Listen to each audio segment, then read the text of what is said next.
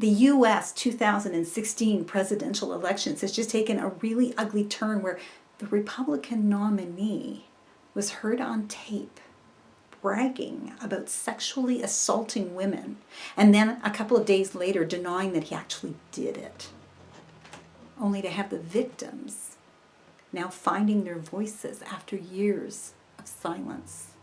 The stories that women are sharing are thoroughly disgusting, but at work, they could also be triggers around you. Look around. Is there someone who seems quieter around the water cooler or in the lunchroom? Are they listening and shifting in their seats when these topics are being discussed? Maybe someone has clearly stated that they don't even want to hear about this. It's so upsetting.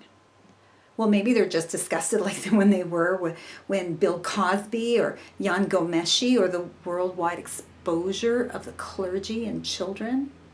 Or maybe, just maybe, they are experiencing some really difficult emotions.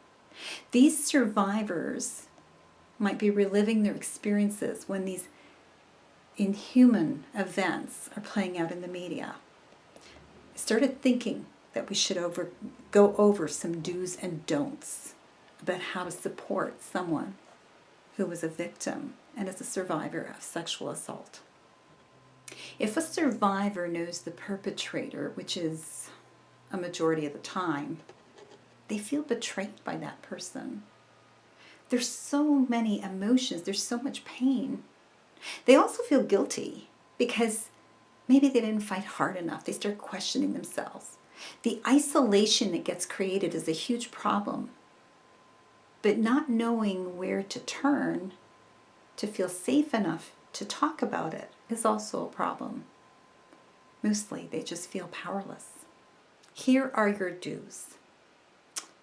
Do believe them until it's proven false. Fear of not being believed or having it minimized or normalized are the culprits. Then tell them clearly that this is not their fault. Tell them that this is horrible and unacceptable and how you want to be there for them.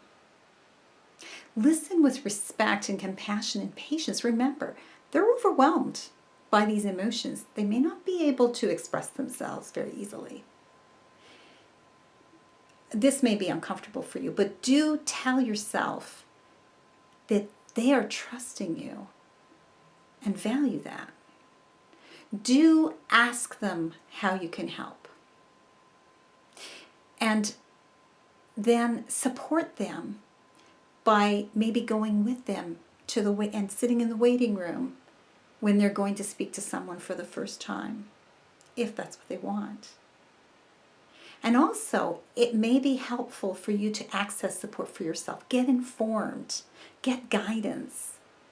Processing another person's difficulties is hard on us. And the last thing is, ask them who else they want to talk to about this. Help them explore the resources beyond the legal ones. Survivors often need some time or some help to just lick their wounds to recover. There are also 3 don'ts. The first thing is, don't impose what you would do. We can tell them we're there for them to explore those options, but we can't tell them what to do. The second one is, don't treat them differently.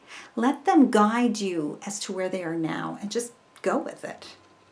And the third one is, they don't need to tell you everything, so don't insist on knowing.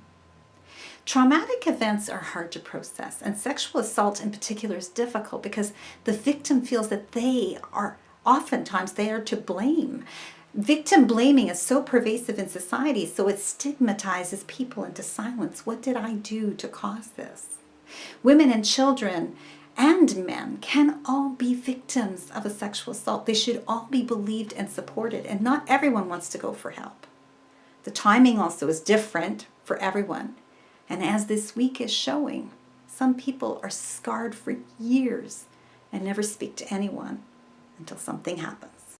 My first crisis interventionist job was in a women's shelter in the early 1980s. And at the time, raping a wife was not even considered rape. She was, after all, his wife, like his property. We keep hoping that society has evolved beyond accepting the mouth-breathing, self-entitled alpha males. But this week, reading that 36% of Americans are still supporting the Republican nominee. That is 1 out of 3 people. This tells me that Darwin was wrong. Evolution is not always about moving forward. This week, I couldn't help but remember one job where I was fondled by a boss, where I decided to speak up, and I became the subject of ridicule, and I was told that I couldn't take a joke. Even other women who had experienced the same thing as myself didn't want me to rock the boat, and they made fun of me, telling me to lighten up and be a team player. Sexual assault is a crime of power and control. That is not ever okay. And if you need to talk to someone and you don't know where to turn, well, you can always reach out to me. Maybe we'll have a simple conversation. Maybe I'll help you find some resources. Or if your company thinks it's time to have a dialogue around this particular taboo topic, let's have a conversation and see if I can help. But above all, you should know that you and everyone around you deserves respect. And if you're not getting it, there is help.